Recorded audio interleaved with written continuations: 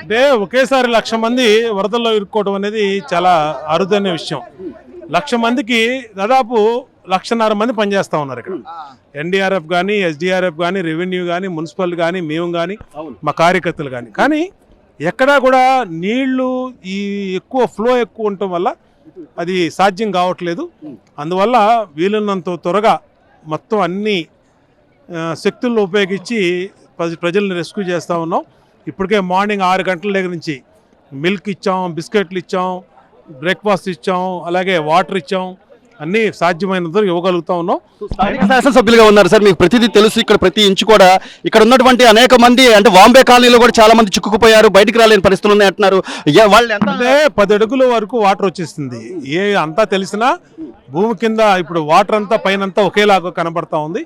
దాని మీదే అధికారులు, అనుభవం ఉన్న ఎస్డిఎఫ్, అలాగే ఎన్డీఎఫ్ వీళ్ళందరినీ కూడా పెట్టుకొని చేస్తూ ఉన్నాం. తప్పనిసరిగా వీళ్ళని రెస్క్యూ చేస్తాం, ప్రజలకు ఏమి ఇబ్బంది లేకుండా చేస్తాం. స్థానిక శాసనసభ్యులు చెప్తున్న పరిస్థితి, ఇక్కడ ఎంత ఇబ్బందులు ఉన్నప్పటికీ కూడా ఇక్కడ వాళ్ళందరినీ కూడా రెస్క్యూ చేస్తాం. కొంత సమయం పట్టినప్పటికీ కూడా ప్రతి ఒక్కళ్ళకి ప్రభుత్వ సహకారం అందుతుంది. ప్రభుత్వం దీన్ని ఒక ఛాలెంజింగ్ గా తీసుకుని యుద్ధ ప్రాతిపదికన ప్రజలందరికీ కూడా సేవ చేసేందుకు ముందుకు వచ్చిన పరిస్థితి కనిపిస్తుందని చెప్తున్నారు. ఎక్కడికక్కడ ఎన్డీఆర్ఎఫ్ బృందాలు వాళ్ళ శాయశక్తిలో ప్రయత్నం చేసి ప్రజల్ని సురక్షిత ప్రాంతాలకు తరలిస్తున్నప్పటికీ కూడా చాలా మంది, అంటే ఇక్కడ దాదాపుగా ఇక్కడ ఉన్నటువంటి కొన్ని వేల మంది వరద నీటిలో చిక్కుకుపోవడం వల్ల వాళ్ళు అసహనం వ్యక్తం చేస్తున్న పరిస్థితి కనిపిస్తుంది. కానీ ఎన్డీఆర్ఎఫ్ బృందాలు మాత్రం వాళ్ళు శాయశక్తులుగా వాళ్ళు శ్రమకి లేకుండా చిన్న పిల్లలు కానీ, అలాగే మహిళలను కానీ, చిన్న పిల్లలను కానీ వాళ్ళని తీసుకొచ్చి సురక్షిత ప్రాంతాలకు తీసుకెళ్ళడానికి వాళ్ళు ప్రయత్నాలు చేస్తున్నారు. ఇక్కడ ప్రతి ఒక్కళ్ళు కూడా వాళ్ళ కుటుంబ సభ్యుల్ని కాపాడుకునే ప్రయత్నాలు ఉన్నారు.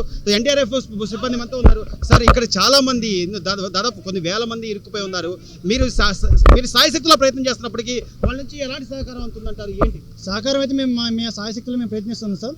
మేము 4వ నెంబర్ బెటాలియన్ మేము అరక్కున నుంచి వచ్చాం, 4th BN ఎన్డీఆర్ఎఫ్ అరక్కును. సో మేము మొత్తం టోటల్ టీమ్స్ అయితే 3 టీమ్స్ డిప్లాయ్మెంట్ ఇక్కడ అయ్యాం. ప్రెజెంట్ అయితే మేము ఇక్కడ సిచ్యువేషన్ చూసినట్లయితే ప్రతి ఒక్కరు కూడా హెల్ప్ కోసం అని చెప్పేసి హెల్ప్ నీడ్ అవుతుంది, అడుగుతున్నారు. వాటర్ కోసం అడుగుతున్నారు, ఫుడ్ కోసం అడుగుతున్నారు. చాలా రకాలుగా వాళ్ళు ఆహాకారాలు అయితే వ్యక్తం చేస్తున్నారు. మేము మాక్సిమం మా కెపాసిటీ కంటే ఎక్కువగా మేము ప్రయత్నిస్తూ వాళ్ళని కాపాడడానికి ప్రయత్నిస్తున్నాం. కానీ స్థానికంగా ఉన్న వాళ్ళు చెప్పడం ఏంటంటే చాలా చివరి వరకు ఉన్నటువంటి C బ్లాక్ వరకు కూడా వాళ్ళ అందుబాటులోకి రావడం లేదు. ప్రస్తుతం ఉన్న పరిస్థితుల్లో మాకు కనీసం ఆహార పొట్లాలు, అలాగే ఏమైనా వాటర్ బాటిల్స్ లాంటివి సప్లై చేస్తే మేము ఇబ్బంది పడకుండా ఉంటామంటున్నారు. మీకు పై అధికారుల నుంచి ఎలాంటి రిస్ట్రిక్షన్స్ ఉన్నాయి సార్? అంటే ప్రజలు మాత్రం బయటకు తీసుకురండి అంటున్నారు, లేకపోతే ఫుడ్ కూడా ఏమైనా ప్రొవైడ్ చేయండి, అక్కడ దాకా తీసుకెళ్ళండి అనే ఇన్స్ట్రక్షన్స్ మీకు ఏమైనా ఉన్నాయి? మాక్సిమం మా సహాయశక్తులు మేము ప్రయత్నిస్తున్నాం సార్, కాపాడడానికి ప్రయత్నిస్తున్నాం. ఇది మొత్తం మీద అంటే ఆహార పదార్థాలకు సంబంధించి అట్లా అంటే ప్రజల్ని, కొంతమందిని, మహిళల్ని, చిన్నపిల్లల్ని తీసుకెళ్ళడానికి కొన్ని బ్యాచెస్ని, అలాగే ఆహార పొట్లాలు తీసుకెళ్ళడానికి కొన్ని బ్యాచెస్ని ఇట్లా డివైడ్ చేసి ప్రజలకి పూర్తి స్థాయిలో వాళ్ళకి సహకారం అందించడానికి ప్రభుత్వం దిశ నిర్దేశం చేస్తుంది. మా వంతు ప్రయత్నం మేము చేస్తున్నాం. ఇంకా చాలా మంది ఉన్నారు, వాళ్ళందరినీ కూడా ఖచ్చితంగా రెస్క్యూ చేసి బయటికి తీసుకొచ్చే బాధ్యత మా మీద ఉందని చెప్పి ఎన్డీఆర్ఎఫ్ సిబ్బంది తెలియజేస్తున్న పరిస్థితి కనిపిస్తోంది.